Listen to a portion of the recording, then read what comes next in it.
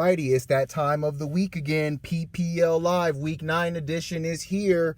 Interconference warfare has just wrapped up, and now we go back into Alpha and Omega to decide the conference champions for 2019.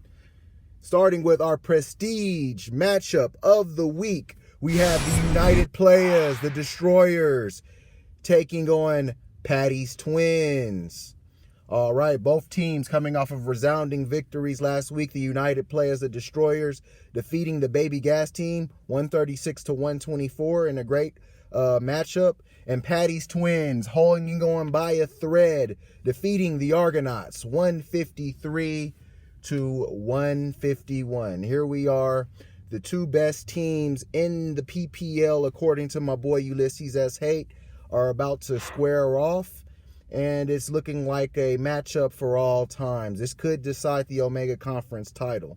When I look into this matchup, I see a couple of reasons for optimism for both teams. Both teams are very, very strong at quarterback, and they have guys who can take over the matchup.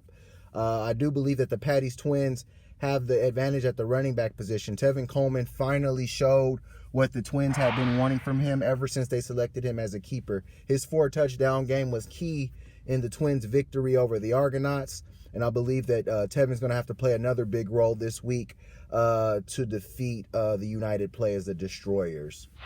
Keenan Allen, he's having some injury issues, but he still was able to catch 7 passes last week. Hopefully he's available. If not, that's going to be a big issue. And then, of course, Cortland Sutton having to deal with having a backup quarterback as Joe Flacco's on the injured list. Darren Fells was a big-time hero for Patty's Twins last week, catching 2 red zone touchdowns that were key in the 2-point victory. And, of course, DJ Shark looks like he's going to get into the lineup for the Twins. Now, on the United Players side, I don't know. Triumvirate of Patriots is going to be as beneficial as they have been in the past.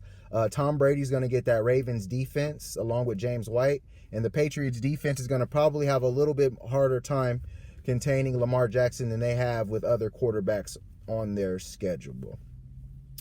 Kenny Golladay has a juicy matchup with the Raiders. He had a great game last week. I don't believe he was in the lineup for the United Players, but I don't think he'll leave the lineup again, judging by that performance. And, of course, Derrick Henry against the Carolina Panthers. And, of course, we can't forget about Chris Godwin, who needs to probably come back after last week. He was only 4 catches for 43 yards.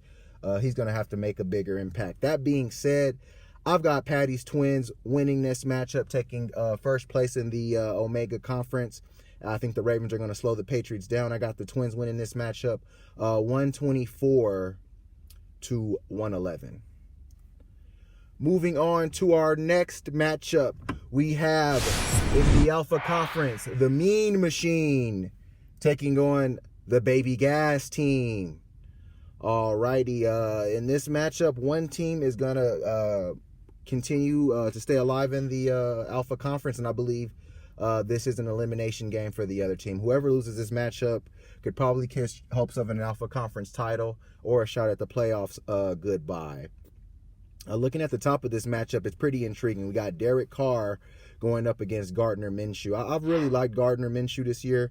I really think that he's improving by the week as a pro quarterback, and I think that the Jacksonville Jaguars may have stumbled into a guy that they can rely on. I mean, he's been pretty solid most of the season. He's only had 1 single-digit week, so that's a big thing, and that's going to be helpful for the Mean Machine.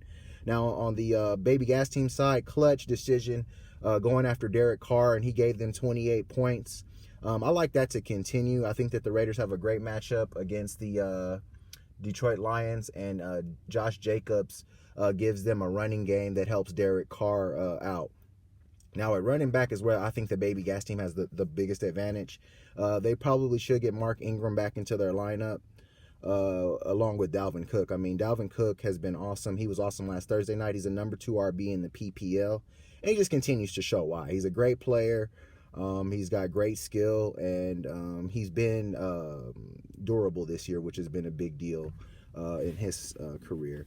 On the machine side, Amari Cooper is probably the best skill position guy the Machine has right now, which is saying a lot because Michael Thomas and Alvin Kamara are on buys. If the machine can somehow win this matchup without Thomas and Kamara, it sets them up for a nice second half run in the season, especially with Odell Beckham's schedule getting a lot easier. Obviously, Amari Cooper to close things on Monday night could be huge. That being said, looking at the Machine's matchups, I like their matchups a little bit more. Now, they do need to get a kicker in the lineup, but I do believe that they're going to find a way to sneak past the Baby Gas team. I got the Mean Machine winning this matchup 114 to 109. I think it'll be pretty close, but I think the Mean Machine will find a way to win as a veteran team. Moving on to our next matchup in the PPL, we go into the Omega Conference as we have Appease the Gods taking on the Gaff Attack. Alrighty, this is the Cellar Dweller Bowl in the PPL this year.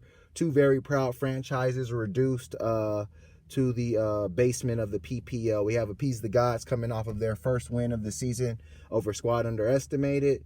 And then, of course, the Gaff Attack losing a upset 2-0 for the Boss. That was a matchup we thought the Gaff could win. Looking at this matchup is ATG. ATG has had bad fortune throughout the season, but every week you look at their lineup, they've got a pretty strong, tough lineup that you would think would be in the playoff conversation. Instead, they sit at 1-7, which is really just a matter of bad luck. On the Gaff side, they've got a rogues gallery of stars also who have been either susceptible to injury or, maybe losing a step or maybe losing prevalence in the game plan. This matchup is very interesting just based on the history between these two teams. These two teams, strong rivalry, and they have, known each other for a very long time. So this is a classic Omega rivalry.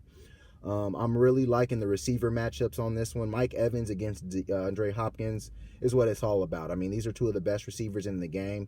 They're both pretty matchup proof, and I like both of their chances this week to make some noise. David Montgomery is a guy that I think Chicago's just got to keep running. I don't care what the matchup is. I don't care what's going on. David Montgomery's shown that he's got some star power to him, and the Chicago Bears need to lean on that. If they do lean on that, I really like what Appease the Gods can do. Smart of ATG to get Julian Edelman back in their lineup. He's been awesome this season. He's Tom Brady's #1 receiver, and he's the #9 receiver in the PPL, so he's a guy that needs to just stay in the lineup. Now on the Gaff side, no Rams this week, but they do get Marlon Mack against Pittsburgh, and Leonard Fournette should have a great game against the Houston defense. He's the #5 running back in the PPL.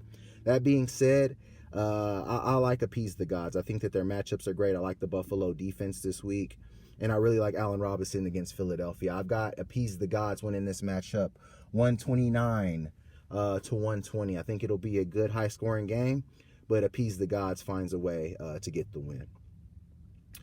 Moving on to our next matchup in the PPL, we have our interconference matchup of the week as we have the 6-2 Skulls taking on the Pantheon Cup champions and Alpha Conference first place Argonauts.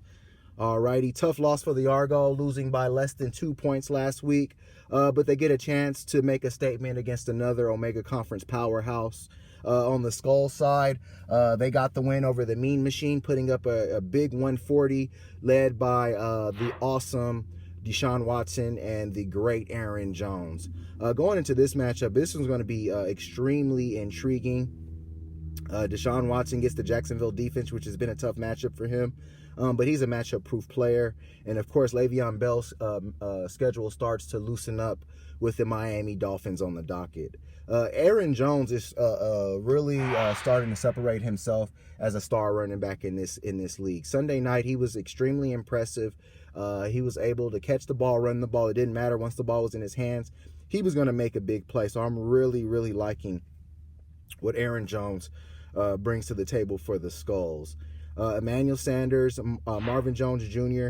While neither receiver is, the top-ranked guy on a weekly basis, both guys can do damage this week. I like the double tight end set with Waller and Ingram. Those are both guys who are like receivers in their respective offenses, and I think that they can do damage. Now, on the Argonaut side, it's very rare to score 150 and lose, but they did because they played a formidable opponent. Nick Chubb's fumbles were killer last week. 2 fumbles by Nick Chubb, one on a 50-yard run that could have went for a touchdown. Was really costly for the Argo. But with Chubb bouncing back against Denver, I really like what he has on his play. Obviously, Prescott and Elliott get the Giants on Monday night. And Devontae Adams looks like he may be returning to action this week. He was practicing, so we'll see how that goes. John Brown, while he hasn't been spectacular, he's been solid. And, of course, George Kittle and the Niners defense and Robbie Gould will get the fireworks started for the Argonauts on Thursday night. This matchup, while it's a big one, it is an interconference one, so it won't affect either team as badly.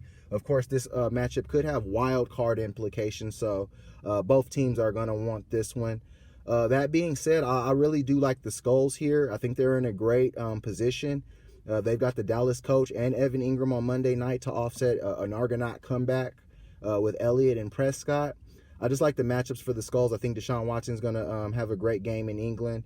And I expect Emmanuel Sanders to get involved in the passing game for the Niners. I think they're going to open up their passing game on Thursday night. I got the Skulls beating the Argonauts 134 to 131. The Argonauts score another high week, but the Skulls score just a little more. And moving on to our final matchup of week 9, we go back into Alpha as Only for the Boss takes on Squad Underestimated. Alrighty, Squad Underestimated needs to bounce back. They've fallen back into the pack in the Alpha Conference, sitting at 4-4. And maybe they got what they needed just in time, a matchup with Only for the Boss. When I look over this matchup, I see a team who definitely, should bounce back. Squad's got Saquon and Christian McCaffrey. Both guys played awesome last week, but they played a team in ATG that wouldn't be denied in getting their first win of the season.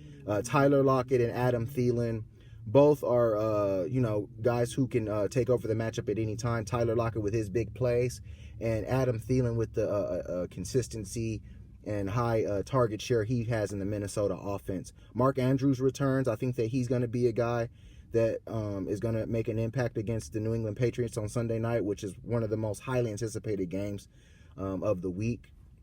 And I'm loving Phillip Lindsay, but he is losing some goal line carries to our guy Royce Freeman. Now, and Only for the Boss's side, Patrick Mahomes is practicing, but I doubt that he plays this week. But they're fine at quarterback. I really like Matthew Stafford. He was a clutch pickup for them, who scored them 25 points in their victory over the Gaff attack last week. Now, what's big for the Boss is that they lose Latavius Murray, who's been their workhorse the last 2 weeks in their victories. And they're going to want to figure that out. But that being said, just looking at this matchup, I think it's going to be a little bit too much. Now, the interesting thing for the Boss is that he has Stephon Diggs that can offset some of Kirk Cousins and Adam Thielen's production. But I think Squad's matchups and players are going to be a little bit too much for Only for the Boss. I got Squad Underestimated getting back on track. 124 to 115. I think that the Boss does a little bit better than he's projected. But Squad Underestimated finds a way to get it done. Alrighty, PPLers. Thanks for a lightning week of PPL Live. GENO the Gent here. Ulysses says, hey, he'll be back with us next week. But PPL Live, good luck. May the odds be ever in your favor. GENO the Gent, signing off.